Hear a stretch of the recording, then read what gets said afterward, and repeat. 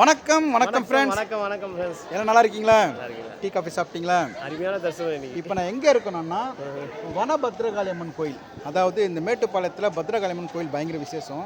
ஆடி மாதம்லாம் கூட்டம் பயங்கர கூட்டமாக 1000 கடா கிட்ட வெட்டியிருக்காங்க. இனி நாங்கள் வந்தோம், கொஞ்சம் கூட்டம் கம்மி, ரொம்ப ரொம்ப கம்மி. வரும்போது கம்மி. ஆமாம், உள்ளே போய் சாமி நல்லா திருப்தியாக பார்த்தோம். சாமி கிட்டே கூட்டம் போயிட்டாங்க, ரொம்ப கிட்ட, ரொம்ப கிட்ட.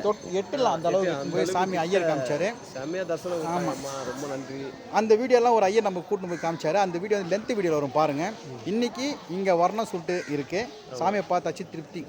நம்ம என்ன சொல்கிறது, நம்ம எவ்வளோ கஷ்டப்பட்டாலும் இந்த மாதிரி அம்மன் கிட்ட இருந்து பார்க்கறதுல அதுவும் வனபத்ரகாளி அம்மாலாம் கிட்ட போய் பார்க்க முடியாது. ஏன்னா பார்த்தீங்கன்னா தெரியும் உங்களுக்கு, இப்போ ஜனம் வந்துருச்சு. இப்போ கூட்டம் வந்துச்சு. நாங்கள் போகும்போது யாருமே இல்லை, இப்போ எவ்வளோ கூட்டம் வந்துச்சு நம்ம உள்ள. அது பெரிய விஷயம். அம்பாலோட அருள், அம்பாலோட தரிசனம் கிடைச்சது பெரிய விஷயம். ஆமாம், இதுக்கு முக்கிய காரணம்னா நம்ம குருந்தாச்சலமும் மல்லிகா சிஸ்டர். கண்டிப்பாக அவங்க நம்மளுக்கு ப்ரோக்ராம் தந்ததால தான் நம்ம இங்கே தந்ததால தான் இங்கே வந்தோம். கண்டிப்பாக சிஸ்டர் பிரதர் ரெண்டு பேருக்கும் மனமார்ந்த நன்றி.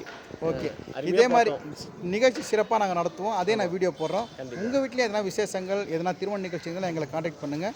சூப்பராக ப்ரோக்ராம் பண்ணி தரோம். ஓகேவா? Okay okay, thank you. அப்படியே நீங்களும் சாமி கும்பிட்டுங்க. கோபுர தரிசனம் கோடி புண்ணியம். தேங்க்யூ. கட்டிட்டு இருக்காங்க கோபுரம். நம்ம இங்கே கட்டிருக்கேன். இது வந்து உள் கோபுரம், நுழைவாயில். நுழைவாயில்.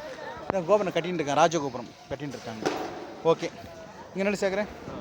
ஓகே, நன்றி. தொடர்ந்து நம்ம வீடியோ பாருங்கள், சப்போர்ட் பண்ணுங்கள். தேங்க்யூ.